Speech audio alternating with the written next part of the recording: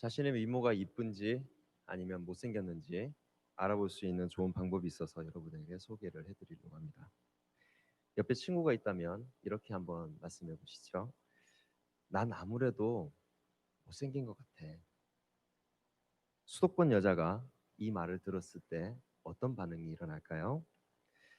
아니야, 무슨 힘내. 못생긴 겁니다. 자, 난 아무래도 못생긴 것 같아. 너 정도면 이쁜 거지. 너 이뻐. 이쁘지 않죠? 아주 보통의 미모를 가졌을 때 이런 반응이 옵니다. 난 아무래도 못생긴 것 같아. 뭐래? 진짜 짜증나. 이 말을 들었다면 당신은 예쁜 외모를 가진 사람입니다. 한 가지 버전이 더 있는데요. 경상도 남자입니다. 무뚝뚝하죠? 한마디 말로 반응이 나옵니다. 난 아무래도 못생긴 것 같아. 와, 못생긴 겁니다. 난 아무래도 못생긴 것 같아. 막 보통입니다. 난 아무래도 못생긴 것 같아. 뭐 잘생긴 겁니다. 자, 여러분들 코로나 때문에 힘든데 더 힘들어진 건 아닌지 걱정이 좀 됩니다. 오늘 말씀을 함께 볼 때 큰 은혜 받으시기 바랍니다. 예수님께서 세례를 받으시고 마침내 마귀에게 시험을 받으시죠. 그리고 나서 본격적인 예수님의 사역이 이제 시작이 됩니다. 예수님의 첫 설교에서 선포하신 내용은 우리 모두가 너무나도 잘 알고 있는 내용입니다. 회개하라, 천국이 가까이 왔느니라. 이렇게 많은 사람들 앞에서 이 말씀을 선포하시는 예수님입니다. 예수님 말고도 같은 내용을 선포한 사람이 한 명 더 있지요. 석청을 먹고 그리고 낙타 털옷을 몸에다가 걸친 바로 세례 요한입니다. 세례 요한의 설교와 예수님의 설교는 그 내용이 같습니다. 설교에는 전하려는 메시지가 있습니다. 예수님의 설교의 메시지의 핵심은 바로 천국입니다. 설교를 들어가기 전에 모든 분들에게 한 가지 질문을 하겠습니다. 여러분은 천국을 아십니까? 그런데 오늘 우리가 보는 이 본문의 저자 마가의 기록을 보면 말이죠. 세례 요한과 예수님의 메시지 사이에는 아주 미묘한 차이가 있음을 우리가 발견할 수가 있습니다. 예수님께서는 마가복음을 통해 이렇게 말씀하셨습니다. 때가 찼고 하나님의 나라가 가까이 왔으니 회개하고 복음을 믿으라. 천국과 하나님의 나라는 우리가 기도할 때나 일상에서 말할 때 번갈아 사용하는 그러한 말입니다. 번갈아 사용한다는 것은 무슨 내용일까요? 그 내용이 같다라는 것이죠. 그래서 이 말을 쓰기도 하고 저 말을 쓰기도 합니다. 어떨 땐 천국을 쓰고 어떨 때는 하나님의 나라를 우리가 사용하기도 하지요. 방금 읽었던 본문의 말씀은 하나님 나라가 가까이 왔음을 우리에게 말하고 있습니다. 하나님의 나라가 가까이 왔습니다. 가깝다는 것은 어떤 의미일까요? 우리는 항상 우리의 수준의 세상을 맞추어서 보는 그러한 습관을 가지고 있습니다. 쉽게 말씀드리면 우리의 수준대로 세상을 본다는 것이죠. 내 수준이 안 돼서 못하는 것을 원래부터 되지 않는 것으로 보기도 합니다. 자, 이게 하나님의 나라가 가깝다는 것이랑 도대체 무슨 관계가 있을까요? 하나님의 시선은 우리와 완전히 다릅니다. 하나님께서 중요하게 생각하시는 것이 우리에게는 별로 중요하게 보이지 않을 때가 있고요. 반대로 우리 입장에서는 너무나도 커 보이는 것이 하나님께서는 아무것도 아닌 듯 언급조차 하지 않으실 때도 있습니다. 그 차이점의 이유는 간단합니다. 우리는 하나님이 아니기 때문입니다. 하지만 모든 그 사물을 볼 때나 그 상황을 바라볼 때 하나님의 시선으로 우리는 바라봐야 합니다. 하나님의 나라가 가까운 것을 우리의 상식으로서 단지 가깝다고 해서 이 시간이라는 그 공간 속에 가두어서 우리가 생각을 할 때가 있습니다. 그리고 그 시간이라는 곳에 가두어서 자꾸만 그 모든 것들을 생각하려 합니다. 하나님의 나라가 가까이 왔느니라. 그러면 시간적인 것을 떠올리는 것이죠. 이제 곧 뭔가 일어나나 보다. 아, 이 세상도 이제 드디어 끝이 나나 보다. 하나님의 나라가 가까워졌다고 하면 벌써부터 모든 게 끝난 것처럼 얘기를 합니다. 그리고 이제 다 끝나고 나는 하나님 나라에 가는구나라고 그런 식으로 생각을 하는 것이죠. 이게 바로 시간의 틀 속에 가두어 생각하는 것입니다.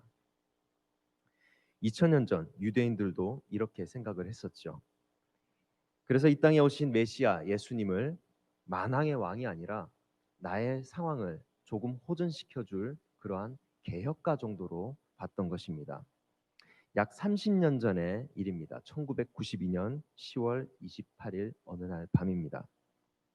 여러분 이 날 기억하십니까? 다미선교회 소속 전국 173개 교회 800여 명의 성도들이 울부짖으며 예배를 드렸습니다. 이날은 시한부 종말론을 믿는 다미선교회 신도들이 하늘로 올라가는 날이었습니다. 그날 밤 12시가 지나고 아무 일도 일어나지 않았습니다. 이를 주도한 목사는 사기 혐의로 구속이 되고요. 그리고 시한부 종말론을 추종했던 교역자들이죠. 그 사역자들은 회개하고 전통 교단으로 다시 와서 신학을 다시 시작한 분도 계시고, 그리고 조용히 장로교회로 들어가서 바른 교리를 가르치며 사역을 하신다고 합니다. 이처럼 사람은 자신이 가진 상식의 틀을 벗어나기가 힘듭니다. 어리석게도 하나님을 그 안에 우리는 가두려고 하는 것이죠. 앞서도 말씀드렸듯이 우리는 우리 수준으로 세상을 바라본다 말씀드렸습니다. 우리 수준으로 하나님의 크신 능력을 제한해 버린다는 것입니다. 그럼 하나님 나라가 가깝다는 것은 어떤 의미를 가지고 있을까요? 예수님께서 이 땅에 오셨습니다. 예수님께서 친히 사람의 몸을 입고 우리에게 오심으로 우리는 하나님 나라에 마침내 들어갈 수 있게 되었습니다. 우리는 그토록 바라던 하나님 나라에 이제 갈 수 있습니다. 바로 예수 그리스도를 통해서만 우리는 하나님 나라로 갈 수 있습니다. 이 갈 수 있다라는 것은 가까워졌다라는 얘기입니다. 하나님께서 예수님을 우리에게 보내주셨습니다. 아무것도 아닌 이 피조물인 인간에게 예수님을 하나님께서 보내주셨습니다. 그로 인하여서 인간과 하나님 나라는 좀 더 가까워졌습니다. 예수님의 입을 통해 우리에게 이렇게 말씀하신 것입니다. 가까워졌다는 것, 그 말씀하시면서 아주 흥미로운 표현인 때가 찼고라는 말씀을 하십니다. 때가 찼다는 것, 그것은 차고 넘친다는 그러한 뜻을 가지고 있죠. 본문에서 시점을 강조하기 위해서 시간이 차고 넘쳤음을 표현했습니다. 오늘 본문이 말하는 찼다는 이 시점은 무엇이 찼냐? 성취의 때가 찬 것입니다. 오늘 본문이 말하는 이 성취의 때, 예수님과 세례 요한의 설교의 차이점이 바로 이것입니다. 설교는 메시지를 전달한다고 말씀드렸죠. 그런데 설교, 즉 이 메시지가 다르다는 것, 이 설교에서 메시지가 다르다는 것은 어떤 의미를 가지고 있을까요? 각자 가진 사명이 다르다는 것입니다. 목적이 달랐다는 것입니다. 하나님의 목적과 예수님의 목적과 세례 요한의 목적이 달랐다는 것입니다.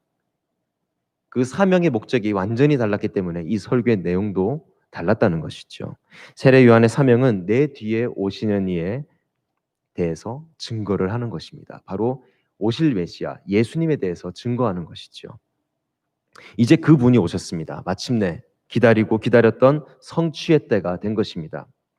때가 찼고 하나님의 나라가 가까워졌으니 회개하고 복음을 믿으라. 세례 요한이 증거한 예수님께서 이 땅에 오셔서 이렇게 말씀하셨습니다. 이 설교를 들은 사람들은 이렇다 저렇다 말하고 떠들면서 자신의 말을 하는 것이 아니라 먼저 자신의 잘못을 돌아보고 주님 앞에 진정으로 회개를 해야 합니다. 그리고 예수님께서 말씀하시는 하늘의 기쁜 소식을 모두에게 전하여야 합니다. 모두에게 전하려 합니다. 그러면 내가 그것을 마음으로 완전히 믿어야지만이 그것을 전할 수가 있는 것이죠. 내가 믿지 않고 전하는 것은 사기가 되겠죠. 내가 완전히 마음으로 믿고 그리고 그 기쁜 소식, 그 복음을 전파해야 하는 것입니다. 그런데 그 전에 앞서서 회개가 있습니다. 나는 진정한 회개가 필요합니다. 그래야지만이 복음을 전할 수가 있습니다. 그래야지만이 하나님 나라에 갈 수 있습니다. 그러면 이 진정한 회개는 과연 무엇일까요? 진정한 회개, 우리는 어떻게 이 회개라는 것을 알고 있을까요? 병에 걸려서 이 병을 고쳐달라, 그동안 내가 무지하였고 잘못하였습니다, 이렇게 소리 지르면서 하나님 앞에서 무릎 꿇고 눈물을 흘리면서 싹싹 비는 것, 그것이 회개일까요? 아닙니다. 그것은 회개가 아닙니다. 회개의 의미는 그런 것이 아닙니다. 우리가 회개의 의미에 대해서 제대로 알아야 하겠습니다. 회개는 모든 것이 하나님 쪽으로 방향을 돌리는 것입니다. 그리고 하나님을 향해 내 마음이 결정되는 것을 이 진정한 회개라고 합니다.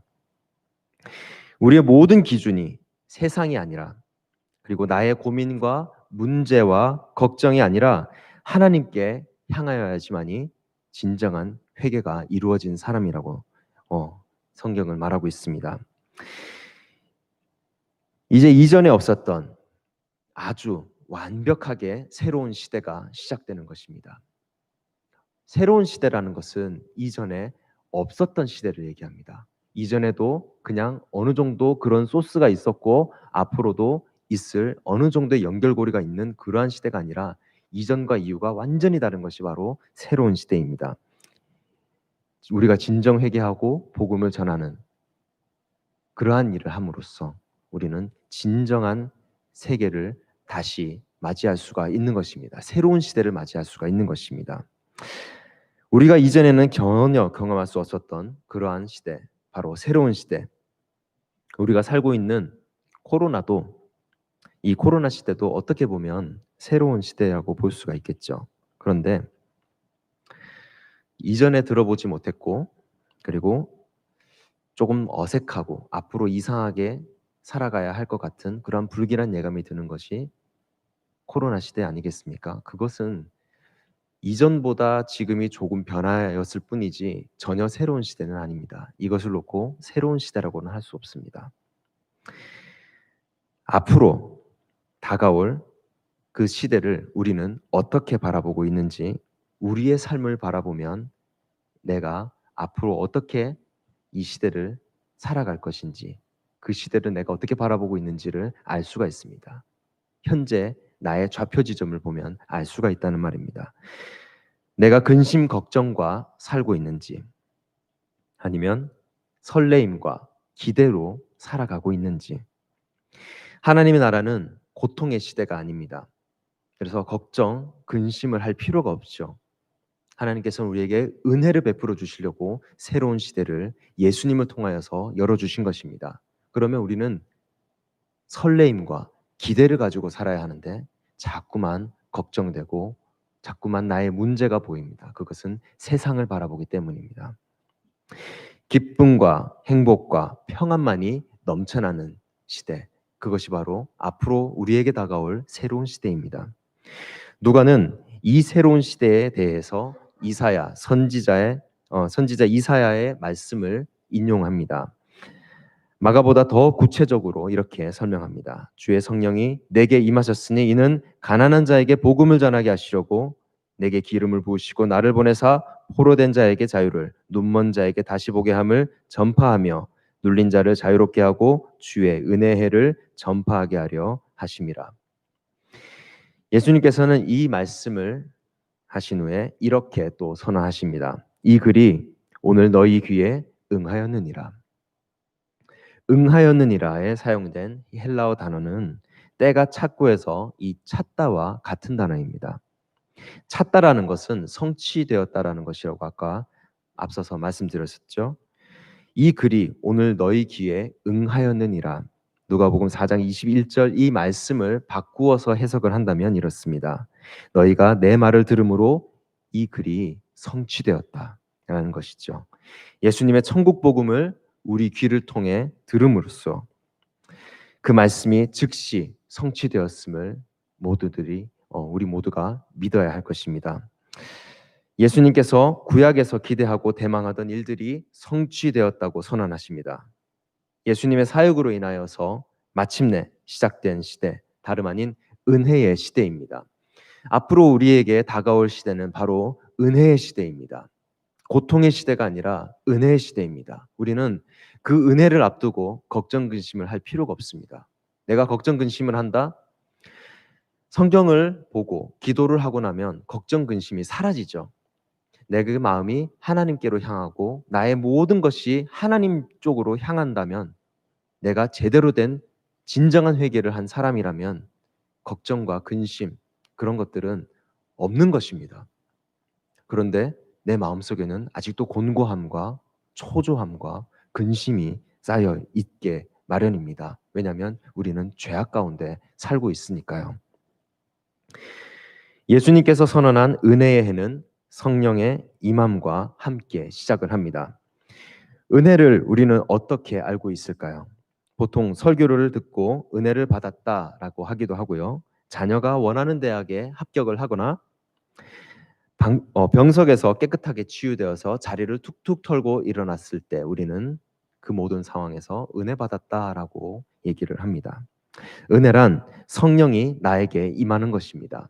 그리고 은혜란 성령과 내가 동행하는 것입니다. 성령의 임함으로 성령과 동행하시는 하나님의 백성의 삶을 살아가시기 바랍니다. 세례 요한은 자신의 뒤에 오는 이가 누구인지 알지 못했습니다. 어떠한 모습을 하고 있는지 세례 요한은 몰랐습니다. 세례 요한은 그렇다면 어떻게 예수님을 보고 단번에 알았을까요? 세례 요한은 성령이 예수님 위에 임한 것을 보고 성령으로 세례 주실 하나님의 아들이구나 라며 예수님을 증거하기 시작했습니다. 예수님께서는 성령으로 기름 부음을 받으신 것입니다. 성령은 예수님과 동행하십니다. 그것을 증명하듯이 예수님께서는 성령의 인도를 받아서 광야로 나가 마귀에게 시험을 받으십니다. 시험을 받으신 후에 성령의 능력으로 갈릴리에 가셨습니다. 성령이 예수님 위에 그냥 임하신 것이 아닙니다. 하나님의 역사하심에는 반드시 그 목적이 있습니다. 그 첫 번째 목적은 가난한 자에게 복음을 증거하는 것입니다. 예수님의 첫 선포는 하나님 나라의 복음입니다. 그 첫 복음을 들은 사람들은 부유한 대도시의 사람들이 아니었습니다. 실제로 이스라엘 지역에서 조금은 부족하고 조금은 낙후된 작은 마을인 갈릴리, 그리고 스불론, 그리고 납달리 지역의 사람들입니다. 그들은 대단한 사람들이 아니었고 평범한 사람들이었습니다. 지금 이 자리에 모인 우리 모두와 마찬가지로 평범한 사람들이었습니다. 자식이 아무리 나이가 들어도 부모는 그 자식을 바라볼 때에 실수가 많고 보살펴야 할 대상으로 바라본다고 합니다. 그 자식이 80이 되고 90이 되어도 120살을 먹은 부모는 어디 물가에 내놓은 자식처럼 불안하다고 합니다. 하나님의 시선에서 우리 어느 누구도 대단하지 않습니다. 단지 예수님을 통해 선포되는 말씀을 가장 순수하게 받아들일 그 사람이 누군지, 그것이 중요한 것입니다. 그것이 바로 하나님의 시선인 것입니다. 오늘 설교를 듣는 모든 분들이 그 사람이 되길 바랍니다. 둘째는 포로된 자에게 자유를 주는 것입니다. 포로가 된 자들은 언제 자유를 얻게 될까요?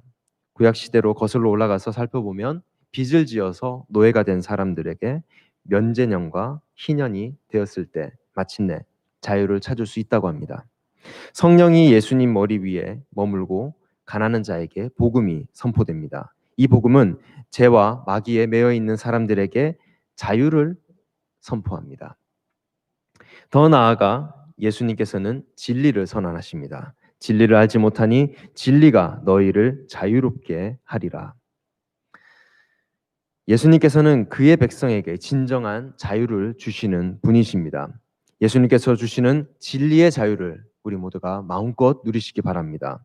성령이 예수님 위에 임하신 목적의 마지막 세 번째는 눈먼 자를 다시 보게 하는 것입니다.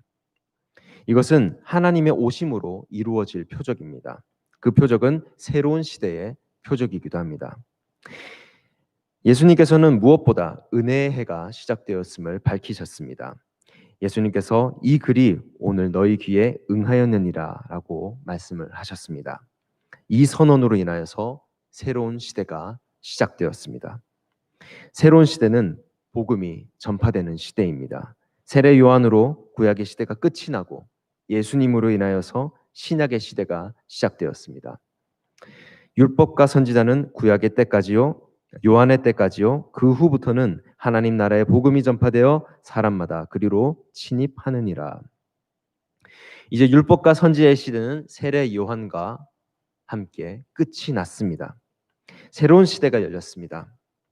예수님에 의해서 하나님 나라의 복음이 전파되는 시대가 열리게 된 것입니다. 이제 사람들이 하나님 나라에 들어갈 수 있게 되었습니다. 예수님께서 선포하신 이 하나님의 나라, 하나님께서 온전히 통치하시는 그러한 나라입니다. 완전한 나라, 완벽한 나라입니다. 하나님의 나라가 임하면 이 세상은 어떻게 바뀌게 될까요?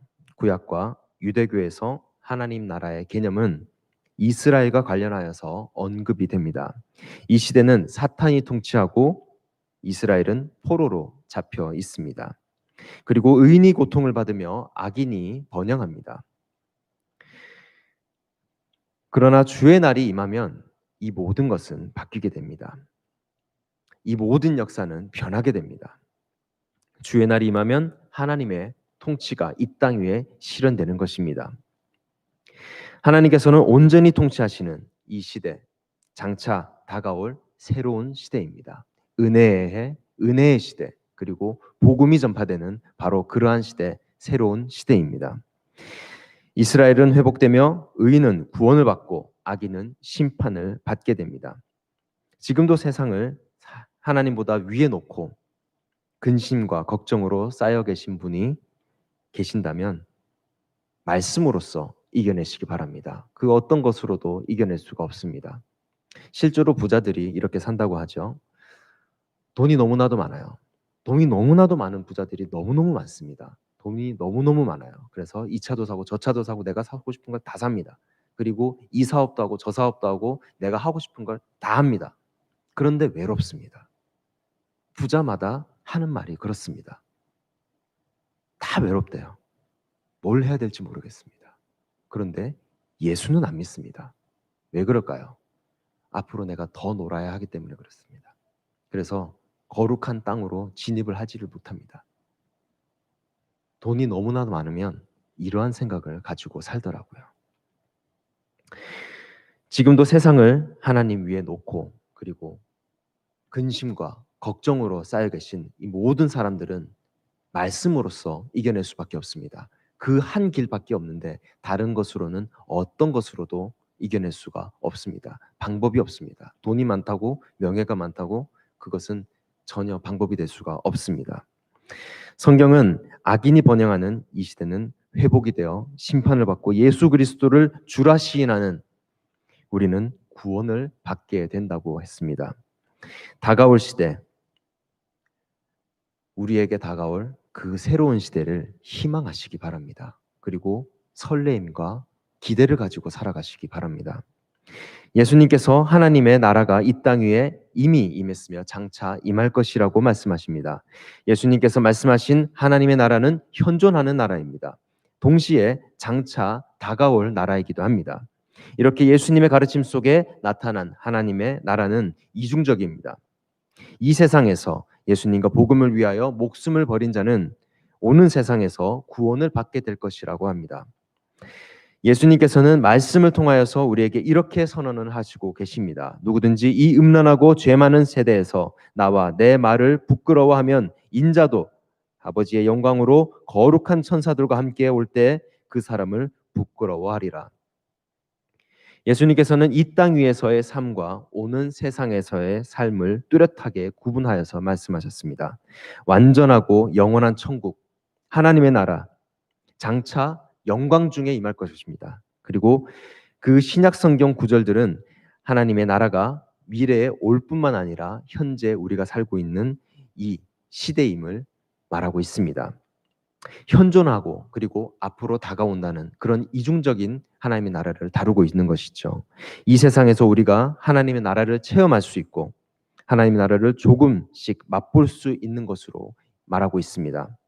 히브리서 6장 5절은 하나님의 선한 말씀과 내세의 능력을 맛보고라고 말합니다. 우리가 현세에서 내세의 능력을 맛본다고 하십니다. 맛보는 것은 약속보다 나으며 그것은 손으로 만져지는 현실이고 경험입니다. 내가 천국을 바라보고 살면 현재 살아가는 이 땅이 바로 천국이 되는 것이고 내가 지옥처럼 살아가면 이 땅이 바로 지옥이 되는 것입니다. 이 땅에서 살아가는 이 천국, 내가 천국이라고 살아가고 내 마음이 천국과도 같으면 이 땅이 천국과도 같다고 말씀드렸습니다. 그러면 내가 천국을 경험하며 살아가는 것입니다. 천국을 맛보며 살아가는다는 것이죠. 하나님의 나라는 하나님이 통치하시는 그 구원의 영역입니다. 거룩한 영역입니다. 인간은 예수 그리스도로 말미암아 그 구원의 영역으로 들어갑니다. 천국은 서기관과 바리새인보다 더 나은 의를 소유한 자가 들어가고 하나님의 뜻대로 행하는 자가 들어가는 곳이라 합니다. 하나님의 나라는 어린아이와 같이 하나님의 나라를 받아들이지 않으면 들어갈 수가 없습니다.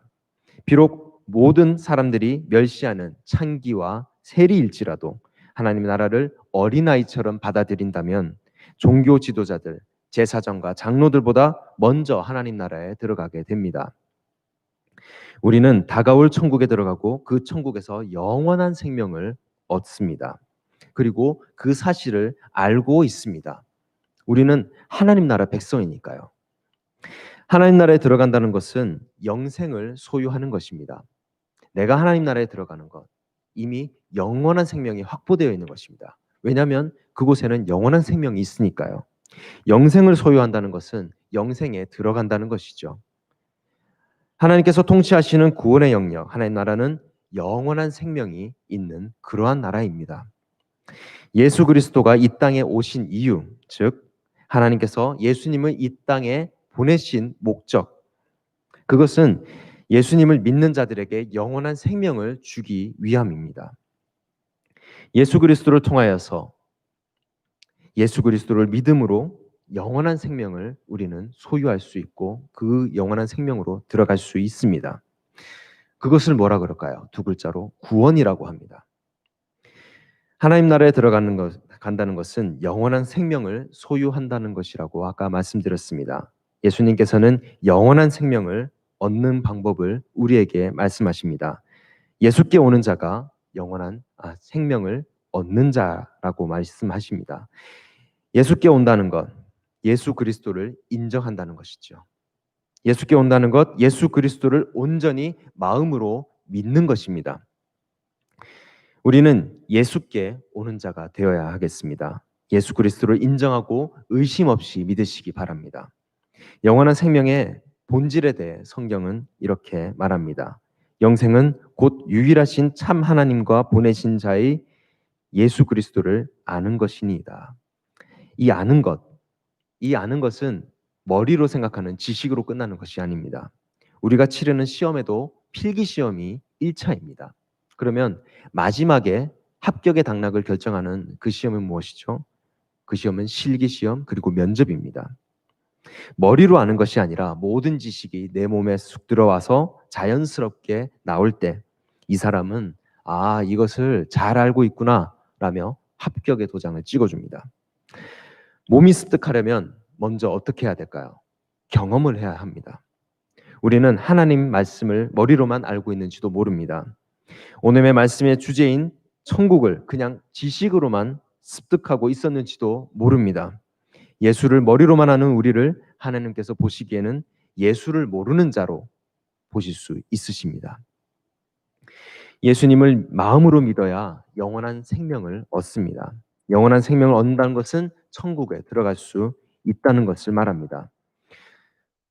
천국을 알고 계시냐고 설교를 시작하면서 여러분들에게 질문을 드렸습니다. 다시 한번 질문하겠습니다. 여러분은 천국을 아십니까? 천국은 돈으로도 갈 수 있는 나라가 아닙니다. 천국은 명예로 갈 수 있는 나라는 더욱더 아닙니다. 천국은 예수 그리스도를 통하여서만이 갈 수 있는 나라입니다. 천국은 진정한 회개를 통해서만이 갈 수 있는 나라입니다. 진정한 회개, 내 모든 것이 하나님께로 향해 있고 하나님께로 집중되어 있는 그러한 것이 바로 진정한 회개입니다. 내가 진정한 회개가 되어 있는지 한번 되돌아보는 시간을 가지시기 바랍니다. 천국 가기가 어렵게만 보이십니까? 그렇지도 않습니다. 천국, 하나님의 나라에 들어간다는 것은 어려운 것만은 아닙니다. 예수님만 제대로 알면 됩니다. 예수를 제대로 알려면 예수님을 마음으로 믿어야 합니다. 예수를 믿기만 하면 모든 것이 수수께끼처럼 싹 하고 풀려버립니다. 모든 것이 쉬워집니다. 나머지는 성령이 나에게 임하심으로 하나님 나라로 나를 이끌어 가십니다. 우리는 예수님만 믿기만 하면 됩니다. 그런데 자꾸 그게 안 되는 것 같습니다. 그게 힘듭니다. 자꾸 걱정됩니다. 이 나라가 불안하고 내 미래가 불투명합니다. 내 수준에 하나님의 능력을 맞추지 말고 하나님의 능력을 의지하고 그분의 시선으로 다시 세상을 바라보시기 바랍니다. 예수님께서 이 땅에 오셔서 이미 부활하셨습니다. 이제 우리는 성령과 동행하며 성령님과 함께하는 하나님의 자녀가 되었습니다. 이미 우리는 하나님의 자녀입니다. 예수 그리스도는 오셨고 부활하셨습니다. 그리고 우리는 하나님의 자녀가 되었습니다. 우리는 천국에 갈 수 있습니다. 이것이 현실입니다. 방금 말씀드린 그것이 현실입니다. 현실적으로는 말이야, 그러면서 불평불만 늘어놓는 것이 현실이 아닙니다. 그것은 불가능한 것의 한 부분입니다. 그것이 현실이 아니라, 냉혹하고 처절한 것이 현실이 아니라 이 땅에 복음이 선포되고 은혜가 넘치며 그리고 예수님께서 오셨고 부활하셨고 우리는 이미 하나님의 자녀가 되어서 하나님 나라에 갈 수 있다는 것이 현실입니다. 현실적으로는 말이야, 그러면서 엉뚱한 소리 하지 마십시오. 현실은 이것입니다. 우리가 하나님의 그 나라로 갈 수 있는 하나님의 백성임이 현실입니다. 예수 그리스도를 마음으로 믿고 죄악 가운데 까맣게 타들어가는 이 세상을 하나님께서 통치하시는 이 새로운 시대, 그 새로운 시대를 기대하는 마음으로 이겨내면서 설레임과 희망으로 넉넉히 승리하시는, 말씀으로 승리하시는 서포교회 성도님들 되시기 바랍니다.